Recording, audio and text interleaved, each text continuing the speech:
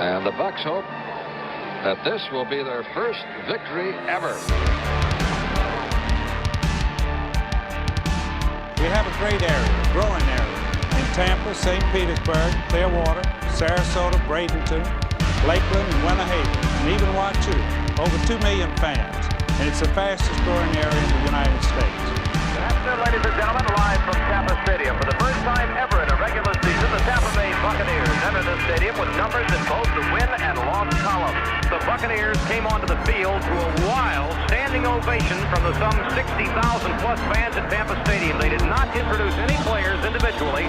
The PA announcer said, "Ladies and gentlemen, your Tampa Bay Buccaneers." Welcome to San Diego, California. Super Bowl 37. It is Tampa Bay versus the Oakland Raiders. Third down, 18. Dropping Gannon, looking Gannon, throws up in the head. Intercepted at the 40. Derek Brooks 30. Brooks to the 25. 20. Derek Brooks all the way. There it is. The dagger's in. We're going to win the Super Bowl. Tom Brady signing with the Tampa Bay Bucs tomorrow. Holy hell. Everyone always says, why the Bucs, man? Why do you choose the Bucs? And it was a no-brainer. Brady has all kinds of time. Throws toward the end zone. It is a caught ball. Touchdown, Tampa Bay. Mike Evans. 8 seconds, 7 seconds. Brady to throw. Throws a deep pass downfield. Got Scotty Miller in the open. Makes the catch. Touchdown, Tampa Bay.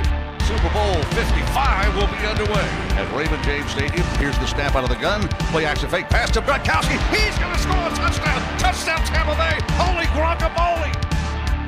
Bucs are the Super Bowl champs. They can't stop the clock. And there the cannons go. Fire them. Keep on firing them. Keep on firing them.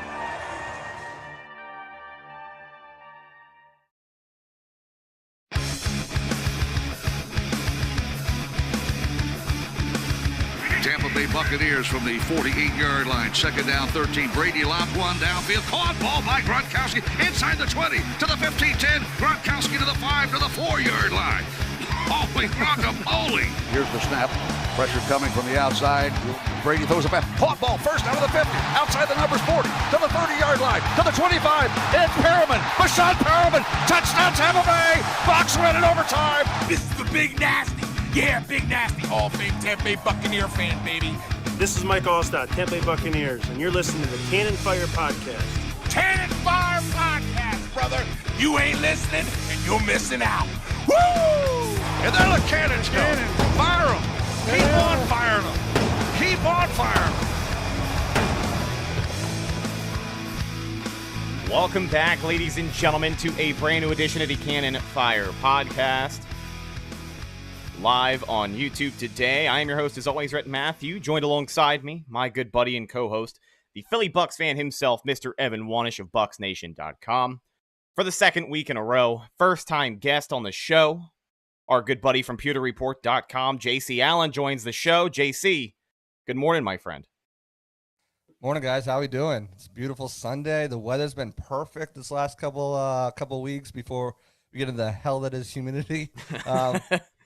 But man, it's you can't complain, right? Especially if you're a Bucs fan or covering the team. It's been a whirlwind of 2 weeks. Yeah. 2 weeks today. Yeah, man. It's the anniversary of Tom's on retirement. Everybody remembers where they were. Me and Evan talked about it. We talked with Jeff Attinella about it last week on the show. But JC, now let me ask you, where were you? What were you doing on that fateful Sunday afternoon where Tom Brady decides he is not done? He's coming back to Tampa Bay for his 23rd season, and he's taking care of some unfinished business. What were you doing when you found out? I was making dinner. I was actually making tacos on a Sunday. I know, weird, but I was making dinner, and I got, my wife, my kids all situated. I was making mine, and then all of a sudden, boom, Tom's back. I'm like, wait, what? So, granted, I didn't eat.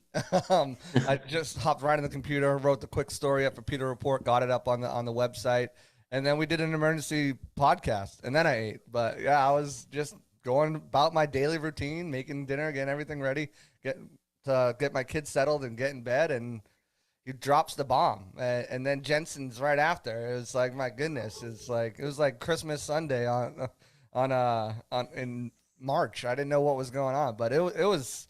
I mean, you always had that inkling that maybe he wasn't done, right? Maybe he never used the word retirement, but I was still shocked. I think everybody was shocked. I mean, no one was more shocked than I think Trevor Sikkema. I don't know if you saw that clip. I watched that maybe like 100 times just because his reaction was great. But yeah, it's been a whirlwind since then. I mean, you've got in re-signings, you've got outside guys brought in. It was, but Tom is a catalyst, and that happened 2 weeks ago today. So fantastic to have him back. That's for sure. That's for sure. And if there was a move to, in essence, kick this offseason into hyperdrive for the Buccaneers, this was it. Because that entire week leading up to Brady's return, obviously the NFL Combine was happening. Bruce Arians, Jason Light, fielding a lot of questions about the quarterback position.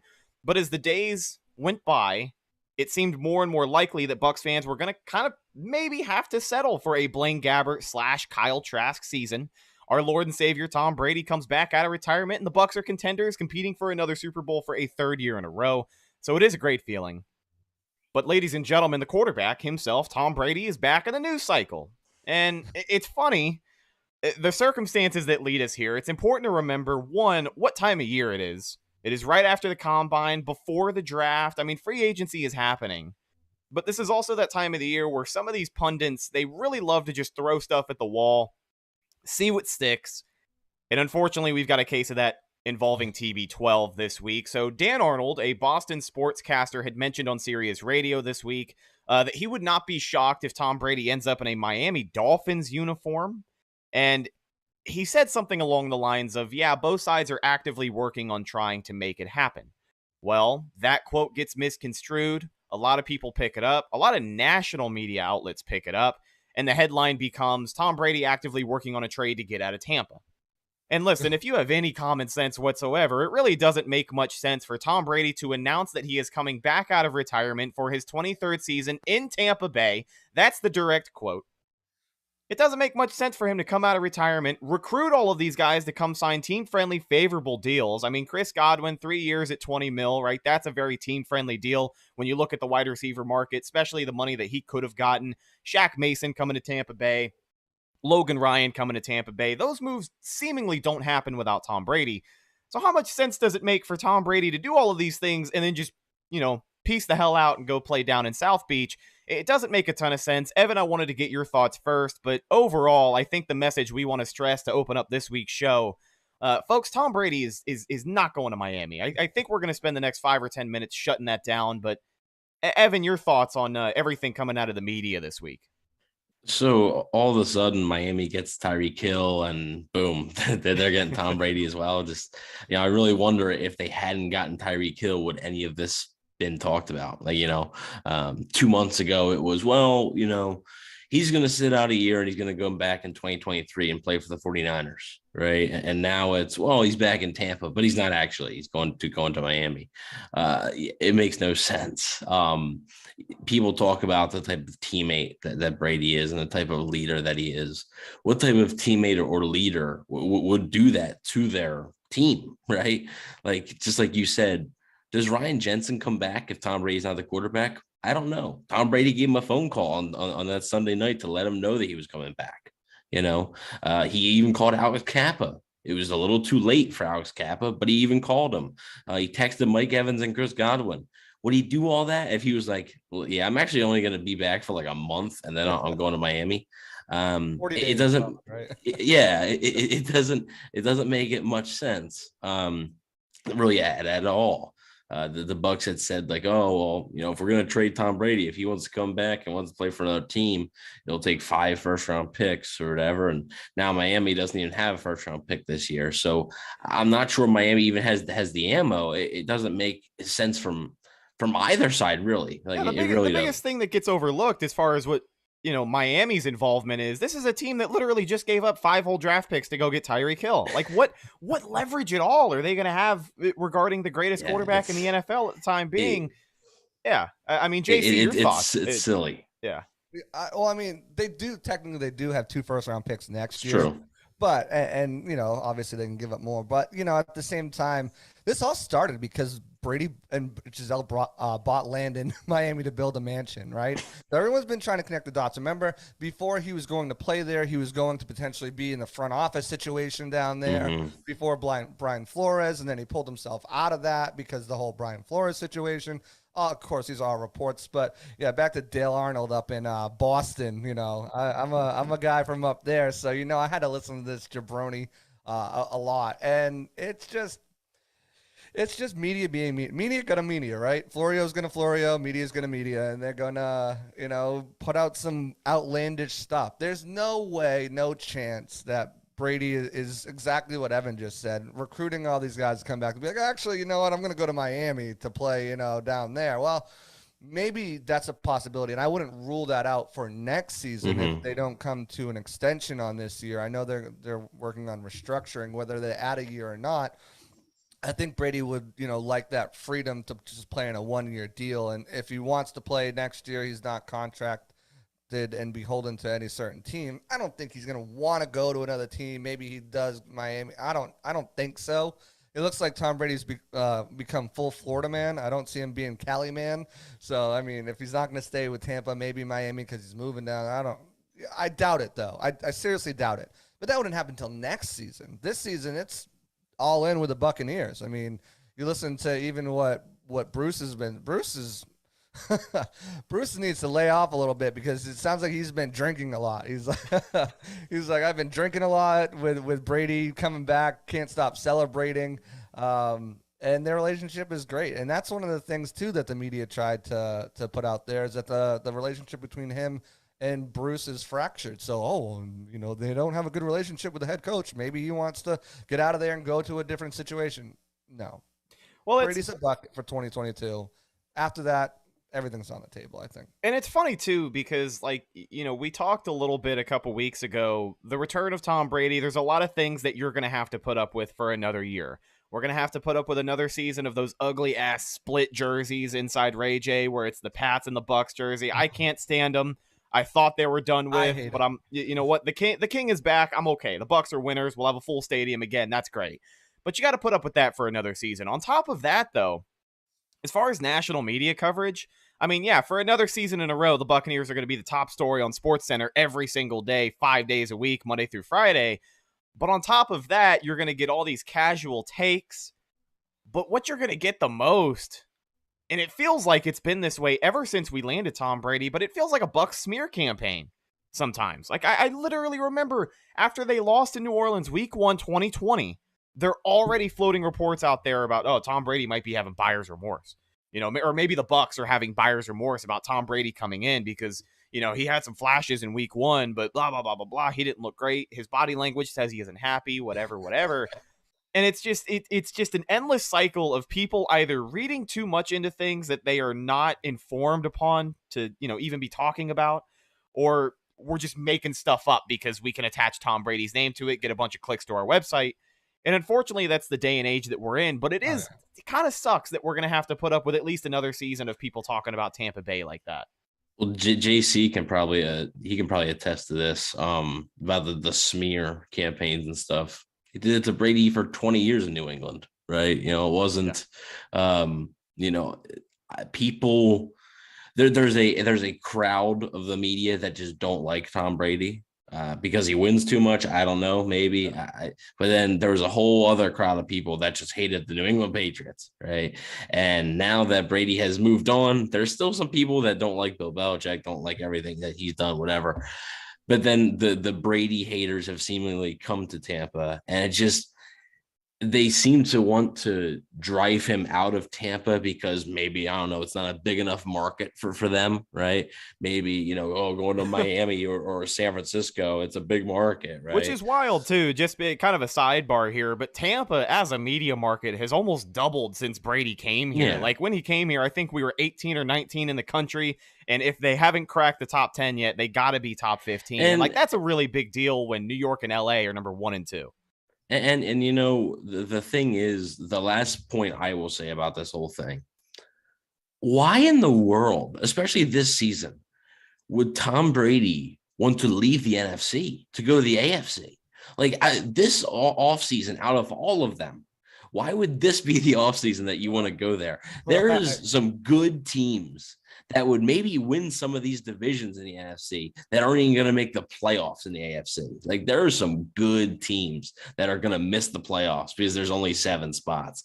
I don't see why Tom Brady would want to do that, right? Like if he's going to go anywhere, like just like JC said, after this season, he's technically an unrestricted free agent. If he continues to play, he could return to Tampa. I think he probably would if he continued to play. But like the thing I look at is he's only going to play maybe 1 or 2 more years after this one. Does he really want to learn a brand new playbook, brand new system, right, move his family again? Everything. Yeah, just for 1 year. Like I don't really know. So yeah, that's a possibility after the season. You cross that bridge when you get to it. But this is silly. And Dale Arnold, one of his biggest things that he's pointing to is that Rob Gronkowski hasn't re-signed with Tampa yet. When there's already been a video out about him at a barbershop saying there's a very good chance he will. And yes, he is, Drew Rosenhaus comes out and says he's conflicted about it. Sure.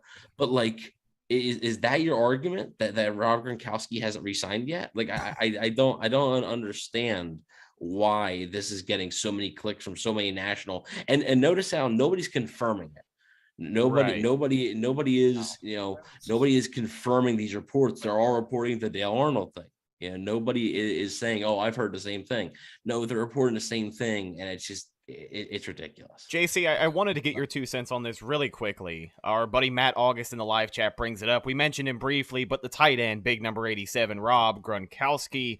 Our buddy Matt asks, is he really contemplating retirement due to injuries? I mean, let's face it, early 2021, that game against the Ram, he gets knocked out for almost half the season, broken ribs, punctured lung. This is a guy with a laundry list of injury history, played through one of his toughest seasons when the Patriots won Super Bowl 53. He was dealing with injuries. He was in physical pain.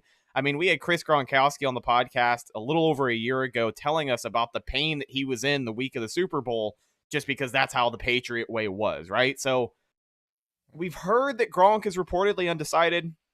The dude's sitting at home making funny TikToks about whether or not he's going to re-sign with the Bucs or not. Great. Yeah, it's been more than enough entertainment from Rob Gronkowski. But do you think it is a real possibility he hangs it up? Because at this point, it seems like either retirement or playing with Tom in Tampa Bay is what's most realistic for him in 2022.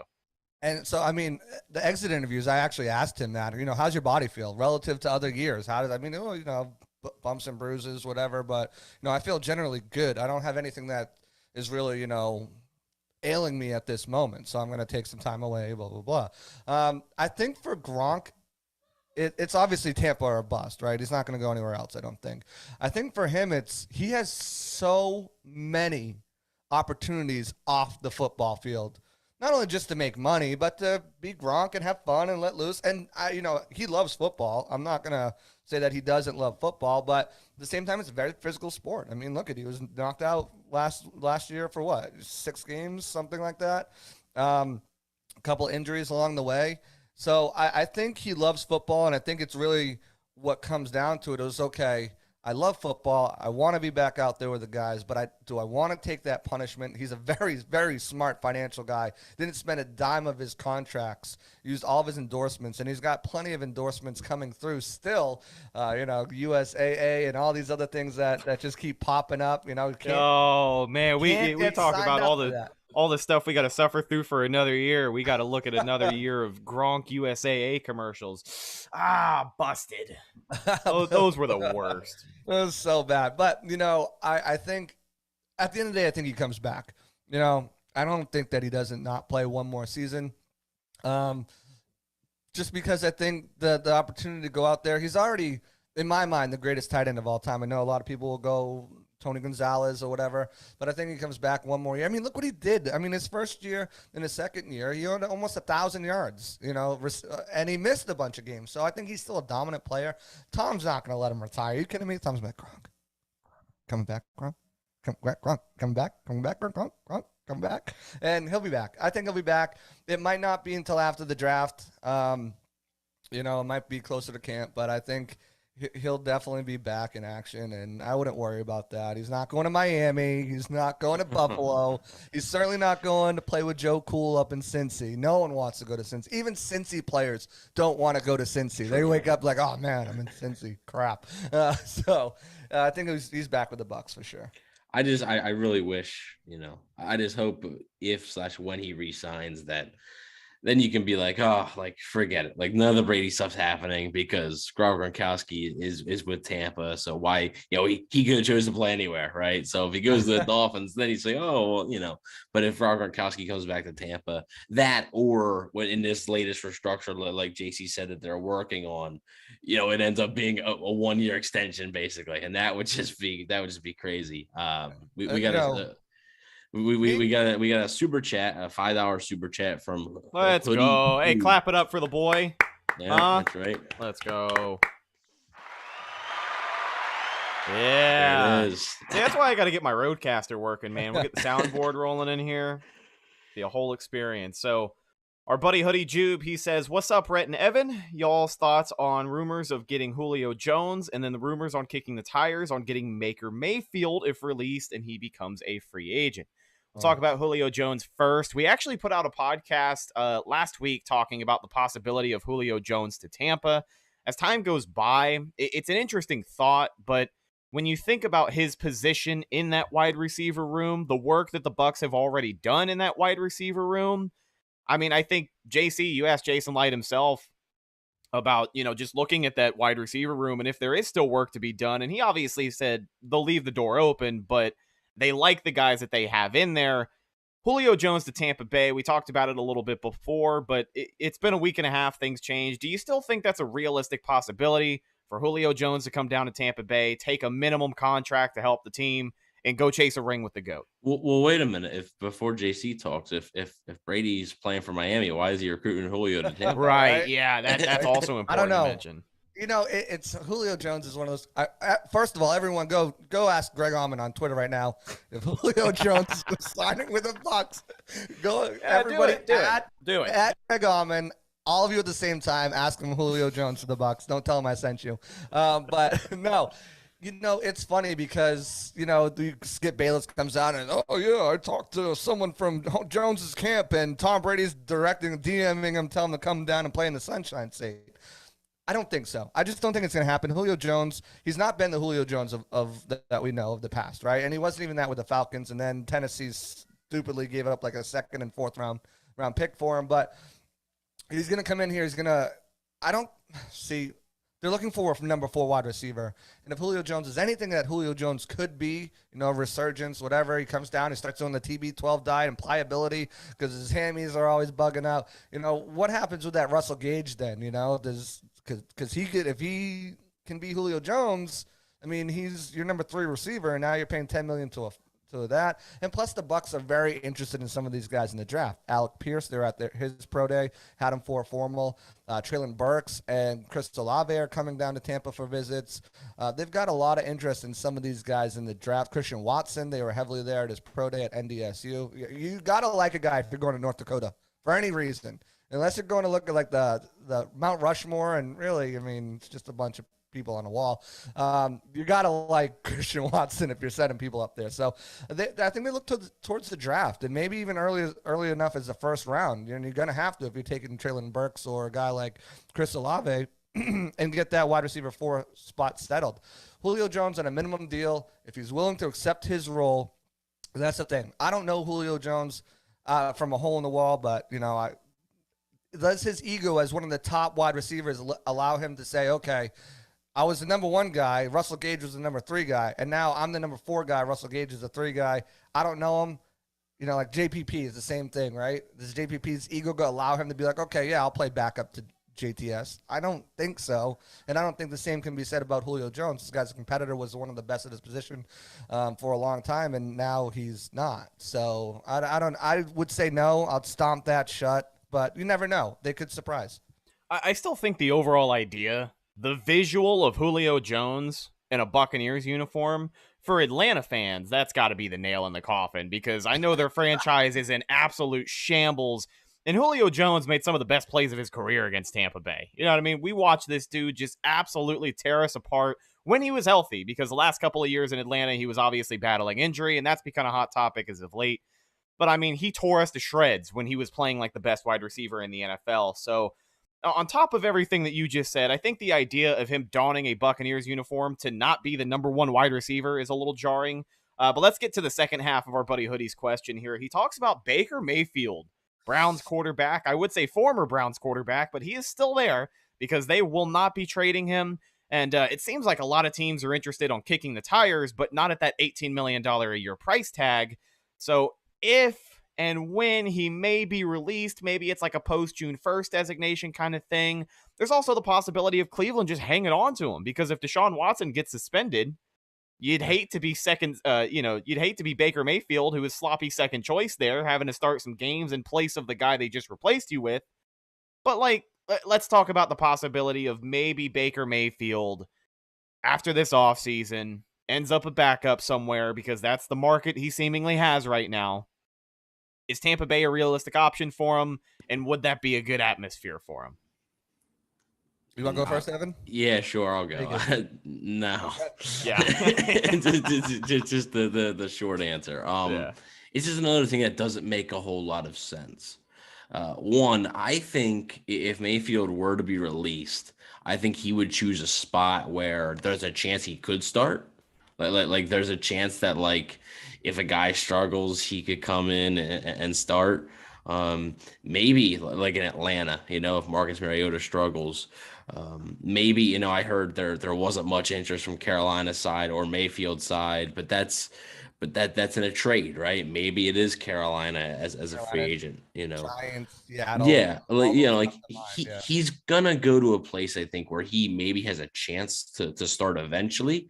If Tom Brady doesn't get hurt, there's no chance Baker Mayfield stepping on that field as the Bucs starter. So it doesn't make a whole lot of sense to me. It'd be a more expensive backup than just bringing back Blaine Gabbert if you really wanted a veteran quarterback there. And I understand people would say, well, Mayfield could be the guy after Brady. Are we sure about that? Because what has Mayfield really proven that, I think I would rather have the cheaper Kyle Trask, who they drafted in the second round and clearly believe in, or else they wouldn't have drafted him at all, over Baker Mayfield. So it's an idea. It's an off-season idea, right? It's another one of them off-season ideas, and I don't see it.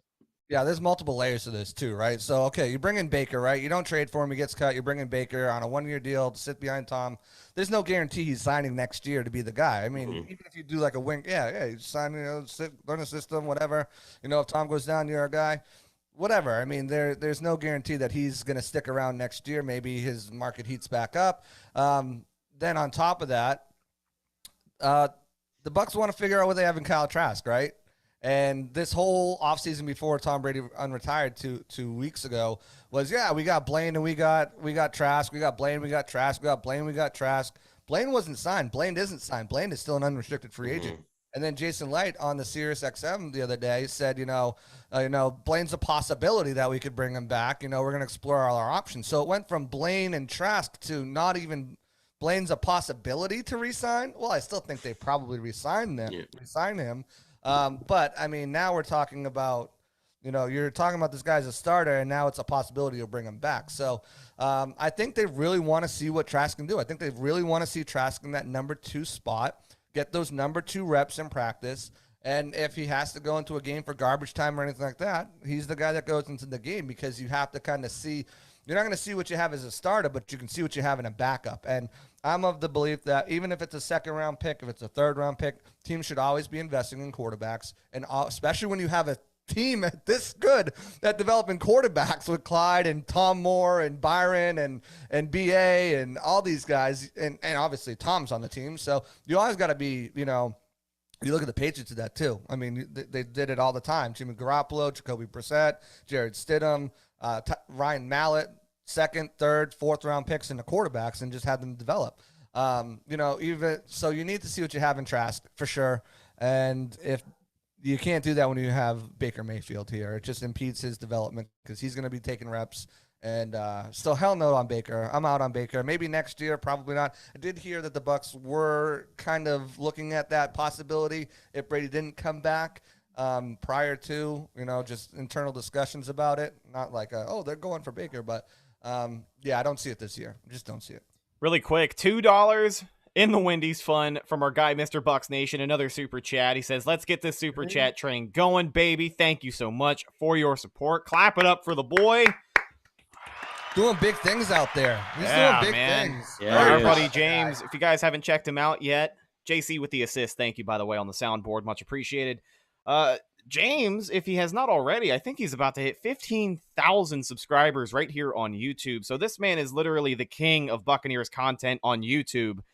Daily uploads on the Tampa Bay Buccaneers. I know we're sitting here gushing out about James, but thank you for the $2 super chat, my friend. You are greatly appreciated.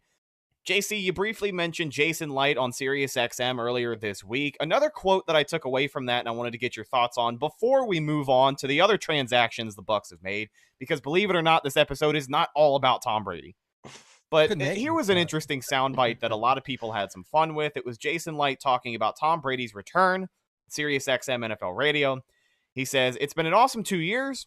Well, hang on here. We got a $10 super chat from Hoodie again. Let's go, man. Clap it up for the boy. Hoodie. Appreciate you, Hoodie. Thank you guys so much for hanging out with you. Let's check in with Hoodie really quickly before we get to this quote from Jason Light. Just wanted to ask y'all about the Baker Mayfield situation, because when I had seen the rumors, I was like, I wonder if Tampa Bay would feel some type of way if they got Baker Mayfield, kind of like the A-Rod and Jordan love. Go ahead. It's different though. Like Mayfield's older, like he's just like JC said, he's likely signing a 1-year contract. I doubt he would sign a 2-year deal. So he's going to go back out in the market. Like it's a different situation than that. And like Jordan Love can still have like potential. You don't know exactly what Jordan Love is. Are we sure that Baker Mayfield has anything else in the tank that we haven't seen yet? Like, are we sure that Baker Mayfield's not a finished product? I'm not too sure. So, appreciate the super chat Hoodie. I mean, it could definitely that's maybe the thought process, but why can't you apply that same logic to Brady and Trask instead of Brady and Mayfield? So let's get back to this quote from Jason Light, SiriusXM NFL Radio. He says, quote, it's been an awesome 2 years, and now hopefully it's an awesome 3+ years, if not more than 3, with him at quarterback, in reference to Tom Brady. JC, let me ask you, cut and dry, man. Brady said he's got some unfinished business. He's coming back to Tampa Bay for a 23rd NFL season. The man has also said before he doesn't want a farewell tour. So a lot of people are already booking this as a farewell tour for TB12, who's going to be turning 45 years old in August. Do you think he plays another season after this one? It wouldn't surprise me. I know 45 has been his target, and him and Alex Guerrero have been working on that to hit 45, to play a 45, 45th season. I know that he'll be turning 45 this August. Yep. So I think that I don't know. I don't think anybody knows. Honestly. Yeah, it's such a wild card. We were so sure this time a year ago that he was going to be back in Tampa Bay without retiring first. He said that too. He said also that he'll walk away when his play drops off, when he feels like he can no longer impact games and lead a team to a Super Bowl. Well, you look at guys who have led their teams to Super Bowls. Our buddy Dalton with the $5 super chat for the Buffalo Wing Money Jar. Go Bucks. Thank you, buddy. Hoodie Jube with one more $2 super chat. 70+ people in here and only 18 likes. Let's get those likes up. Thank you guys so much for your support and donating to the Wendy's Fund. Clap it up for the boys. Sorry, JC, I didn't mean to cut you off, but just had to get those in there real quick. No, I'm just saying, what is the drop-off? What does he go into, Ryan Tannehill? Or, is that like a game manager? Is that like – because I don't see him falling like Max Kellerman, eat your heart out. But he's not going to fall off a cliff and just suck. I just don't see it. Well, when he starts to fall off, I don't think it's going to be as drastic as other quarterbacks we've seen. I mean, people talk a lot about Peyton Manning the year they won Super Bowl 50. I mean, he was done. His arm was shot. Like that defense carried that team. Peyton was cooked. Everybody said it all year. The man still got the job done. I don't ever see a season like that for Tom Brady. The arm becomes a concern, But you also factor in the TB12 method, pliability, all of this stuff that they work on. And something that Tom prides himself on is the quality that his body is able to perform at because of the way that he does things. And, Peyton Manning, he wasn't on the TB12 method when he won Super Bowl 50. That's a fair assessment there. So, I have no idea what that drop-off looks like for Tom. And who the hell knows when it's coming? Peyton never had the arm that Tom Brady doesn't have like a rocket arm, but Peyton never had the arm that Brady did. So as Peyton got older, his arm weight decreased. The other example you can look at is a guy like Ben Roethlisberger, but we know Ben Roethlisberger was definitely his diet was definitely not on the TB12 method. So I'm not really sure you can compare those. Just like JC said, I don't know. I don't know, and I don't even think Jason Light truly knows. I don't even think Tom Brady knows. I really don't. He's going to be taking this, year by year, and it wouldn't surprise me if this is it for him. But it also wouldn't shock me if he comes back for another 1 or maybe even 2 years. I do think obviously we're closer to the end than the beginning, but I don't know. But either way, it wouldn't shock me. One thing we do know is that Jason will leave the light on. We know that. That's a nice little beat. You always leave the light on for a guy like Tom Brady, and obviously the Bucs were in a situation where they were very much able to do that, and I think that's just what helped the dominoes fall into place after Tom decides he's coming back to play. I feel like for a period of time, and maybe this is me overthinking it, but I feel like for the days leading up to Tom making his announcement, somebody in the Bucs organization had to have known, whether it was Jason Light, Bruce Arians. They said that Tom had let those guys know beforehand, but do you know how long beforehand it was? Because I feel like after a certain point, these guys were kind of in the know and they knew it was coming. They knew a few days. There was conversation back and forth. They didn't really know until right before he made his decision. He texted a bunch of people and said, obviously, Godwin said, he's in a group chat with Mike. Jason said he texted him, probably right before that and say, hey, I'm about to post something. I'm coming back. So they were having talks back and forth. We had no idea at Pewter Report. We've got some inside sources in there, and we had no idea. It kind of just blew all of our minds. So they were playing it really close to the vest. And when Tom was ready to announce it, he let the people that needed to know, and let some of his teammates know, and obviously got on the phone and called Ryan and called Kappa and tried to get all those guys back. 1 out of 1, 1 out of 2 isn't bad. And then Jason made some magic and got Shaq Mason anyways. So you're telling me he didn't tell them that to warm up his Dolphins jersey? Or? No. Okay. No. All right. Get the plane ready. I'm going to Miami. Yeah, that's right. Swapping out the red and pewter. Swapping out the red and pewter for the aqua, taking my talents to South Beach is definitely not a conversation that was had. And lucky for us, we get another season of the greatest quarterback in NFL history in a Buccaneers uniform. He's going to break the touchdown record this year. I want to transition and I want to move on and talk about everything else. Do you mean for the Bucs, right? Yeah, I'm talking about NFL. the Tampa Bay Buccaneers, not the single season franchise record, because he already broke all of those. Talking about the franchise history touchdown list. Jameis Winston is in first place with 121. Tom Brady is right behind him. Well, yeah, Tom Brady is right behind him at 96. He is 25 touchdowns away from being the all-time touchdown scorer in Tampa Bay history at the quarterback position.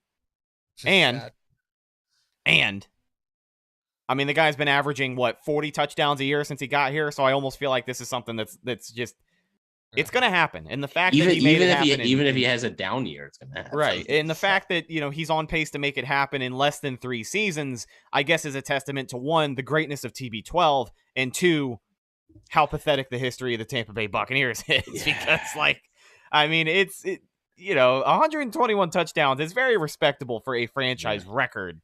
But for a guy to just come in here and shatter it in 3 seasons is a little embarrassing. It's a little. Hey, the losingest franchise in all of North American sports. Yeah, so. we got a 2-hour super chat from Corey Fleming. Let's go, clap it up for the boy. Who would you guys want to see the Bucs face Week 1? So obviously the schedule has not come out yet. Typically, either comes out 2 weeks before the draft or 2 weeks after the draft. Last year it was May 12th, I believe, so about 2 weeks after the draft. And there's no shortage of high-profile opponents for the Bucs. The Bucs cannot play the opener again against the Rams because the Bucs are hosting the Rams. So the kickoff for the NFL cannot be Bucs at Rams. I'm not really sure. I think Bucs Packers might be fun. In Tampa, that would be a good one. That could probably be like the Sunday Night Football opener. Maybe do you do 49ers versus Bucs? Bucs at 49ers. Brady going back to his, to his where he grew up, basically.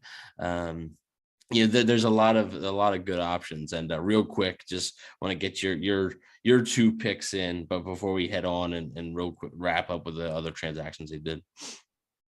Yeah, I think I would want the Packers. I'd want Bucs Packers at home, obviously at Raymond James to open the season, just because you're probably going to be facing a couple of rookie wide receivers, and before the chemistry going, have Aaron Rodgers come down here, play in the heat of September, and just be able to get that one done and out of the way. Obviously the Rams aren't going to be able to come down here right away, but I think that's the one that I would like to see. I think it'd be probably the biggest draw for opening week. You have it out in that Sunday night football game. I think that'd be perfect. I think San Francisco is a good pick too. So I think those 2 are really good picks. You could always do a boring old Bucs versus Saints game, or maybe you could send in Cincinnati down here defending, to open up as well. Cincinnati would be a decent one, but I think Baltimore maybe. Yeah, I think Green Bay. I personally would want Green Bay just so before Aaron Rodgers has time to fully develop that chemistry with his new wide receivers because they traded the Devontae. Yeah, yikes. It's pretty.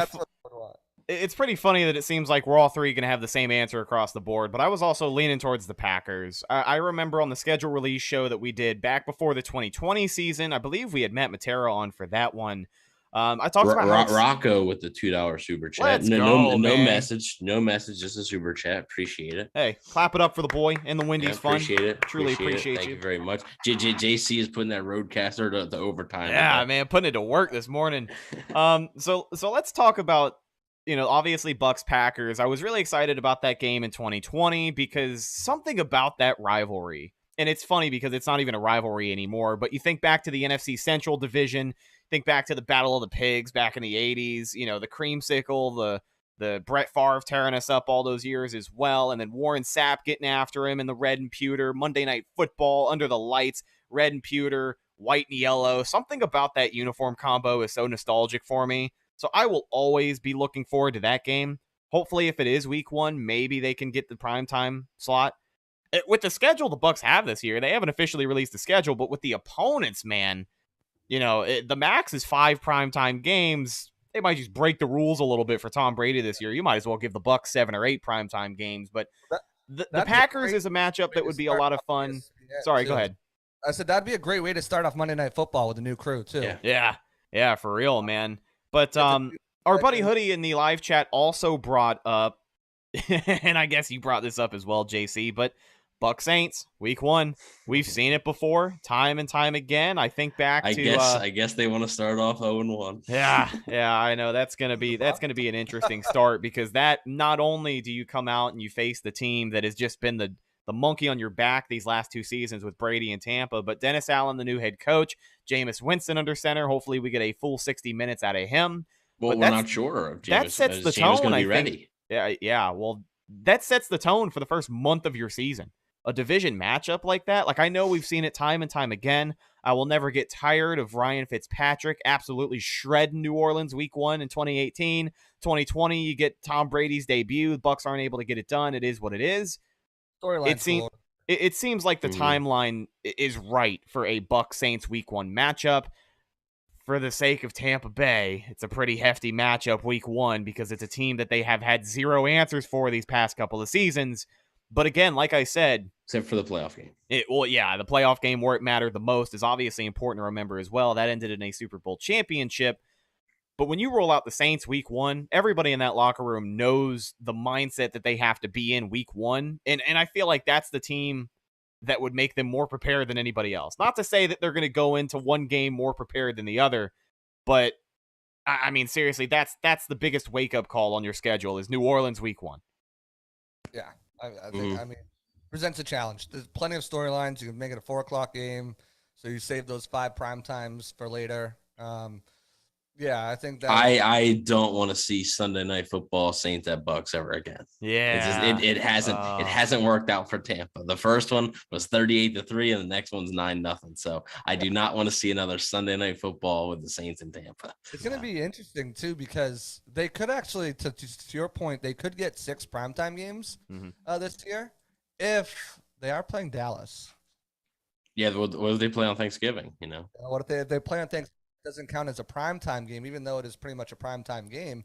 That would give them, a total of 6. So that could be a way that they kind of, get one of those top primetime games, either if it's Packers or 49ers or one of those, even maybe a Baltimore or, a Cincinnati that week 1, one of those 3 opponents week 1, and then are able to use those 4 of the primetime games and schedule that Thanksgiving game, which would be great. Joel Enrican asked, have we ever played on Thanksgiving? The Bucks have played on Thanksgiving. They played the Cowboys on Thanksgiving. It did not go well. I forget the exact year, but it was like 2006 or 2004 or something like that. But yeah, it did not go well for the Bucks. But yes, they have played on Thanksgiving before. Hoodie with one more $5 Let's super go, chat. man. Hoodie breaking the bank today. And you want to know the best part about Hoodie? He is a Saints fan. I don't know if you guys figured this out. We don't have a lot of positive interactions with Saints fan on this channel, but our buddy Hoodie is coming in, putting in work, donating to the Wendy's Fund. We truly appreciate you, man. Thank you so much. Fun day on Hoodie. Heck yeah. Oh, man. Thank you guys so much for checking it out. He says, Bucks versus Saints. You get a division and a rivalry game out of the way week 1, and then Jameis versus his whole team, and then, yes, hoping for a full game. People aren't going to like this. And then we're going to move on after this, I promise, because we do have a little bit of other things we need to cover before we wrap up the show. But I am going to get flambéed for this take. I'm excited to watch Jameis Winston play the Bucks this year. Oh, traitor. I know. I might as well just burn my jersey and all of this stuff, throw it in the garbage. But, I am excited that we hopefully I'm excited to watch a full season. Yeah. I'm excited to see what he can do because, let's face it, they were... coming into the Halloween game against the Bucks last year, they were 6-2? Yeah.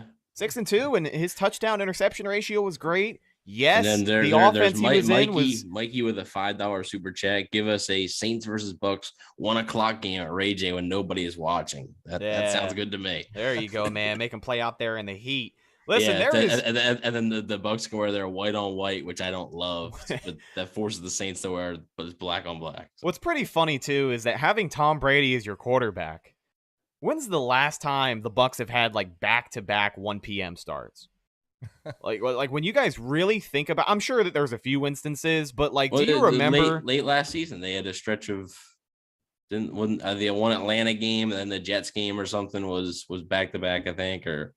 The Carolina game. Right. I mean, hell, playing in New York at the end of December, though, at 1:00 on a Sunday. I remember the weather was pretty favorable, too. It was supposed to be cold, and then it wasn't as cold as it was. I mean, it wasn't that cold because Antonio Brown's taking his shirt off in the end zone, so clearly he felt it couldn't great. have been that cold. Yeah, but there was a time where if the game wasn't blacked out, the Bucks were playing at 1:00.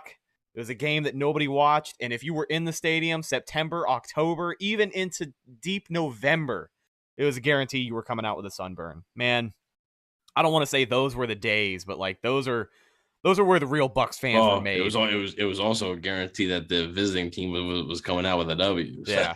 Yeah. All right, so the bowl would be filled with visiting jerseys. Yeah, right. Yeah. So let's talk about some other transactions the Buccaneers have done this week because free agency is still very much a thing, and the Buccaneers have been very much active. Not as active as they have been over the last few weeks, but obviously there's still some work to do. The Buccaneers looked at some depth positions this week. The last update we talked to you about was the re-signing of Leonard Fournette and Will Golston. Well, since then, they have brought in some reinforcements along the offensive line. They signed former Bengals free agent offensive lineman Fred Johnson on a 1-year contract. They also re-signed offensive tackle Josh Wells. And then we'll talk about a departure that they had. But let's talk about the offensive line for a minute. A lot of people saw the Bucs are signing a former Bengals offensive lineman, and they had a stroke, right? They were like, why are the Buccaneers bringing in pieces from the worst offensive line in the NFL that just gave up a record amount of sacks throughout the playoffs? It's important to remember that Fred Johnson is not going to be starting over anybody on this offensive line. He's not going to be starting over Tristan Wirfs, over Donovan Smith, even any of the interior guys. It seems like most of your starters are set, but it also opens the door for a lot of these guys to try and earn a spot on the team throughout camp. And the names that come into play here, Fred Johnson, we had just talked about, Josh Wells, of course, being a reserve tackle, but Robert Hainsey, also very much still in the mix. Buccaneers draft pick from a couple of years ago. I believe he got some reps at center throughout the season. He did put some pretty good stuff on tape, but it seems like these guys are really going to be who you hear about the most as far as like that last lineman on the roster at the end of camp here. I think Hainsey's probably safe. He was a 3rd-round pick, so yeah. I think he's probably safe. But yeah, I mean, the competition, competition's always good, right? And you can never have enough depth. So Fred Johnson versus Josh Wells could be something. I believe Johnson could also plays guard, which could help his case against Josh Wells. I don't believe Josh Wells plays a ton of guard. They still have some question marks, and the Bucs could add Zion Johnson from Boston College, Kenyon Green from Texas A&M. Like those two guys could be 1st-round pick options for the Bucs. So they could still add a guard, and we'll have to wait and see. But it's they want to have they don't want a repeat of last year, so they want to make sure that their depth is as good as it can be. As Hoodie with one more $10 super chat. God, dude. Man. He's backing up the Brinks truck today. Clap it up one more time for our good buddy Hoodie Jew. Appreciate it, Hoodie. He said, I'm a YouTuber too, so I show the love to all platforms and channels. Don't care, man, what team. I have Bucks and Falcons, and all fans of subs follow me and supporting the channel. Future collab. Yeah, Hoodie, we will definitely. Yeah, for sure. I noticed he didn't mention Carolina. So is there like some unspoken beef Panthers, between him and Panthers fans that we don't know about? Thank you again for your support, Hoodie. Really appreciate it, Hoodie. Thank you. Yeah, so as far as the offensive line competition, I mean, Josh Wells was obviously the guy who came in last year for Tristan Wirfs, was banged up, injured, didn't play his great game. Also going against Von Miller, Aaron Donald, and the other guy, Floyd. Yeah. Leonard Floyd over there. So, struggled a little bit, but I think this is just a move for depth, right? This is you're looking to get a swing tackle guy in here, and Fred Johnson is a behemoth, former Gator, 6'7", 326. He's still super young. He's only 24 years old, where Josh Wells is, over the 30-year-old mark. He's played guard. He's played tackle. Hasn't done it very well. Last season, in the 2020 season, is the season he's played his most snaps. 278 came at left tackle, 124 at right guard, 77 at right tackle, and he's also played some jumbo tight end as well. So he lit up 3 penalties, 2 sacks that year. Not the best overall grades from Pro Football Focus, but this is a guy too who, if you watch some of his tape, has got a really nasty demeanor. He's a finisher. He blocks until the whistle, and sometimes through the whistle. And a lot of people think that if they had started him over Prince at right tackle last year, they probably could have won the Super Bowl. The Bengals also, he was a restricted free agent. They tendered him. He signed his tender and then waived him the next day after the Leo Collins move was made official. And that was after they brought in Kappa and Ted Karras as well. That's going to be your competition at swing tackle. I don't think they look to the draft. I think they've got Josh Wells in, who's on he's got $800,000 of his $1.2 million contract guaranteed. You've got this guy coming in on the veteran minimum, and Fred Johnson.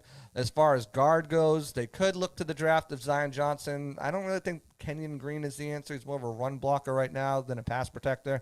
And if you're going to go 1st round, I think you want, because you throw so much, you're going to want a pass protector.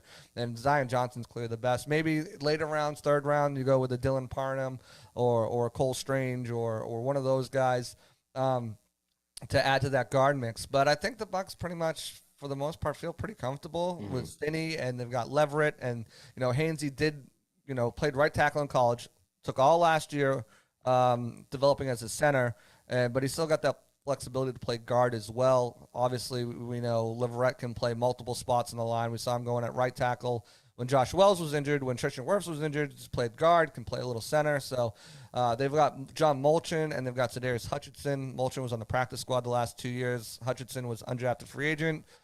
Me and John had pretty high grades on him last year in the draft, and went undrafted, got injured, missed his whole rookie season. So you've got some guys there that I think it's going to be a battle, right? It's going to, okay, so here's a battle for the backup swing tackle. Here's a battle for the starting left guard, and then the backup position on the line. So I'm excited to see what the O-line shakes out to be.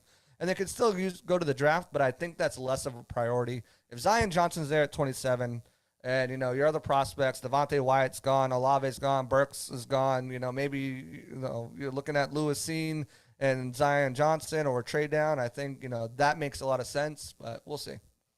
So let's go ahead and wrap up with one final topic here, and it is a departure for the Tampa Bay Buccaneers, and it leaves some question marks at the future of that position.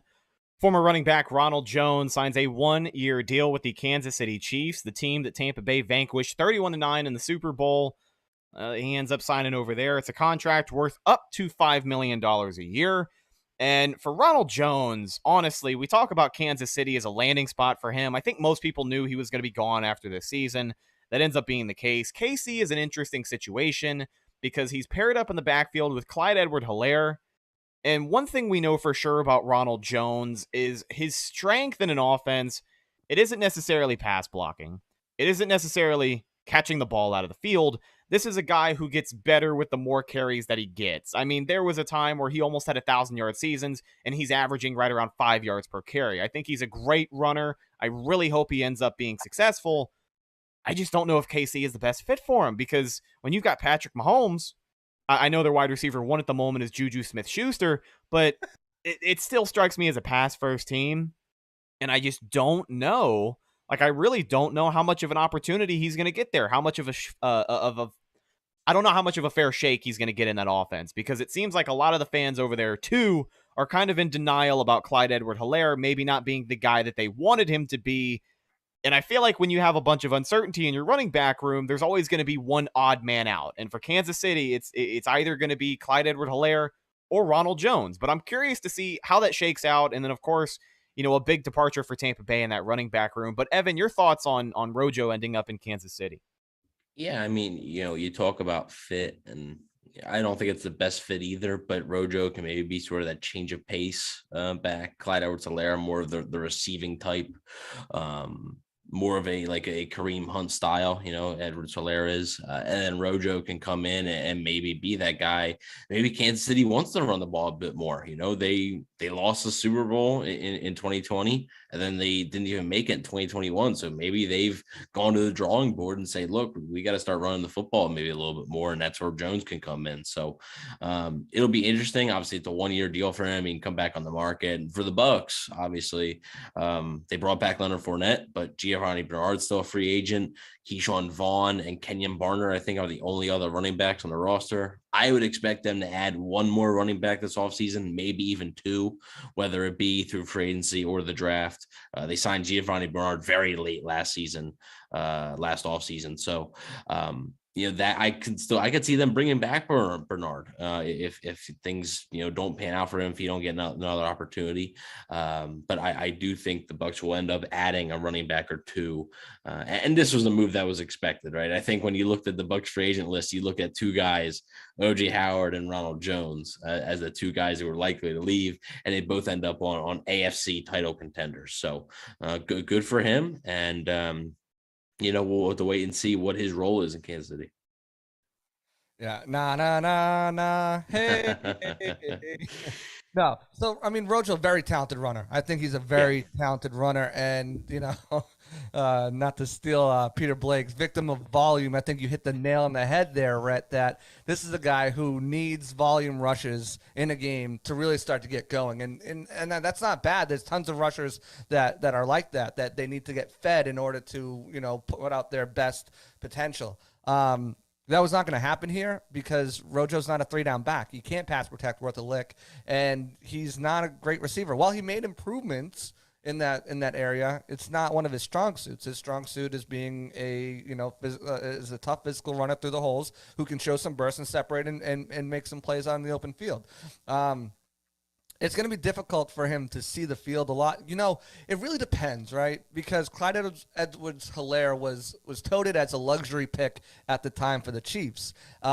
Great pass catcher, but we've seen plenty of times where first-round running backs don't work out. So do they maybe go with Rojo as this de facto starter, split starter, and use him on the earlier downs, first down, and then bring in Clyde Edwards-Helaire in second and third, because Rojo's predictability in the game on third down, he's a runner. That's about it, right? If he's out there, you're not going to, especially Patrick Mahomes, you're not going to trust him to block for your face of the NFL quarterback, once Tom is gone. So, it is what it is with him. He was not coming back. He didn't want to be here last season after he lost out the starting job to Leonard Fournette. So he's going to make up to $5 million there. So it's a pretty nice contract if he can hit some of those incentives. But as far as, Rojo, he was like O.J. Howard, change of scenery. He was never coming back. Now, as far as a running back, I definitely think they look to the draft, right? And before they re-sign Leonard Fournette, you're like, okay, maybe they look in the second round. Maybe somehow Breece Hall slips to them. I doubt it. I think he goes early second. Maybe Isaiah Spiller's there, who they've had a lot of interested buzzing around, but his 40 time, he's dealing with an oblique injury. Maybe that pushes him down the board a little bit. Then you start looking at, I hear you, I see you. Yes. Dameon Pierce is someone who could potentially be a fit. Rashad White. I mean, now you're looking at third round, fourth round guys. What do they do? They only have a first, second, third, fourth, and then they don't have a fifth or sixth, and then 2 sevenths. This is a spot where Jason Light has said, it's very good value in the middle round, so they trade out of the first if one of their guys aren't there, pick up extra picks, and then you can pick up one of those running backs in the early third. But I think they come out of this draft definitely with a running back. Maybe they think they're set with Leonard Fournette and Keyshawn Vaughn, who they think can be an every down back, and address it in the later rounds in the seventh. And Peter reports we've looked at a guy like Max Borghi as a guy who could fill that role. And then as far as I agree with you. I think 2 more running backs are coming in here, and it's going to be a veteran and a rookie, I think. You've got you're going into your third-year player in Keyshawn Vaughn. You've got your veteran, every down back in Leonard. You've got your rookie coming in, then you got another veteran. And one thing we know about Bruce Arians is he likes to bring older guys in to mentor some of these younger guys because he doesn't want his lead back to be focusing on mentoring the younger guys. And when they first drafted Keyshawn Vaughn, that was a guy named Shady McCoy. Last year, injuries took a toll on the position, and they brought in a guy named Le'Veon Bell. This year, they're going to do the same thing, and I cannot get it out of my head. And I think I know where you're going. Convincing myself not to because the guy's pretty much cooked. But so was Shady. So was Le'Veon Bell. And if you know where I'm going, Bruce Arians loves this player, and he's been trying to find the next this player. There's no way in hell that I don't see David Johnson on this roster at some point, even if it's in camp. I think David Johnson is going to be the guy. He's a free agent. He's not going to cost you much. And Bruce Arians loves him some DJ. He talks about him every time he talks about the running back position. I don't see David Johnson not on this roster. And, he can still offer, I think, something more than Bell or Shady could. But I think he wants to get his guy a ring, and I think that's going to be important to him. And then he kind of did the same thing with AQ Shipley. He did the same thing with some of these other guys. It's funny talking about David Johnson really quickly. We also got a $2 super chat from our buddy Mikey with a quick question as we wrap things up. But the idea of David Johnson in a Bucs uniform for me is perfect. It's like poetry because everything comes full circle in a way. The first year that we ever started the Cannon Fire podcast was 2016 going into 2017. That was David Johnson's monster season. And I'll never forget it. Evan picked him first overall in fantasy that year. And then, things happened and he hasn't been the same since. But that, like I said, that's in my opinion, that's poetic justice. If we're sitting here talking about David Johnson in a Bucs uniform after he just completely sabotaged Evan's fantasy season a couple of years ago. Oh, by the way, I'm very excited about this because I just remembered, Evan, you're lucky because I almost forgot. You finished dead last in the CFP Fantasy League this year. I know. And if you remember, when I finished dead last in the CFP Fantasy League, I had to shave my beard and rock the porno stash for a little while. So if you guys are in the live chat, we'll figure out something. As we start to wrap things up, maybe brainstorm some ideas of a punishment for our good buddy Evan. Nothing over the top, but it may be something we can have some fun with for, getting your ass absolutely whooped in this year's Cannon Fire Podcast Fantasy League, which I got second place. Let's go. I had like a C+ coming out of the draft, and that was enough to take me the distance. But last question from our buddy Mikey before we wrap things up. He says, thoughts on Zaquandre. Yeah, I think I said that word, right? Zaquandre White from South Carolina, the Gamecocks. So first off, real quick, in my fantasy league, when I was running it before I moved down here, and I had we did an obstacle course to determine draft pick order and everything like that. I went crazy with it, but we had it was a decal that goes in the back of your window, nice and bright pink, that said I finished last place in fantasy. And I'm gonna keep that on until the next season. So I mean, that's just an idea for you guys. But Zaquandre White, he's a good back. I think, like a later round pick. He fits the scheme that they're working on, runs good routes, excellent after the catch. He's probably one of the more underrated backs in here.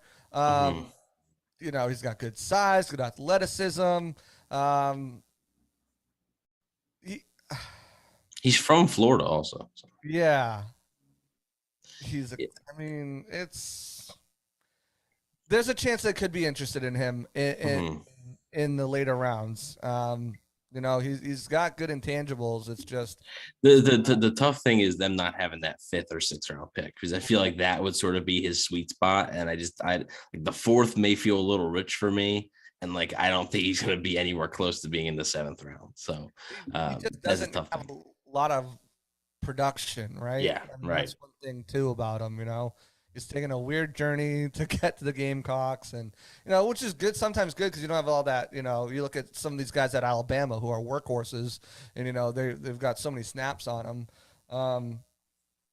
He's just a younger, raw player who hasn't really, he's got a lot of the intangibles, a lot of things you look for in a running back. And I think he'd be a good, later round pick. So I mean, I wouldn't be upset about them grabbing him at all. To be honest with you, it's one of those things where he's just got to, get that experience more. Yeah. With the NFL draft less than a month away, it is undoubtedly mock draft season as well. Yeah. So we'll have plenty of coverage between now and then. There's that chime. Yeah, baby. So the Buccaneers are not on the clock yet. Oh my God, you gotta love it. But they are picking number 27 this season.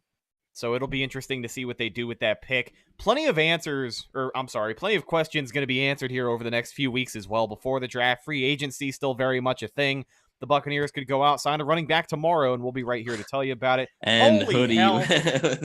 Clap it up one more time for our boy, Hoodie Juke. This is the most super chats we've gotten in the history of the channel on any single live stream ever, so we got to get JC on here a lot more. Sending us out.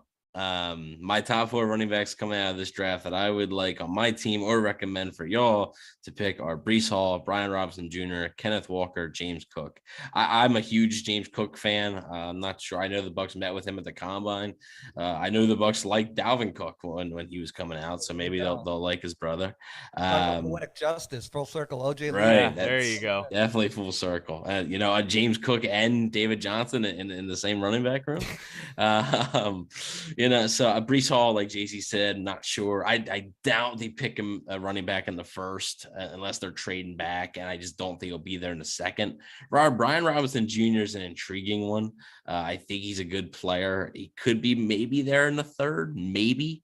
Kenneth Walker, probably have to take him in the 2nd round. I'm not as high on him as some others are, but there's a lot of running backs and a lot of different options they can take.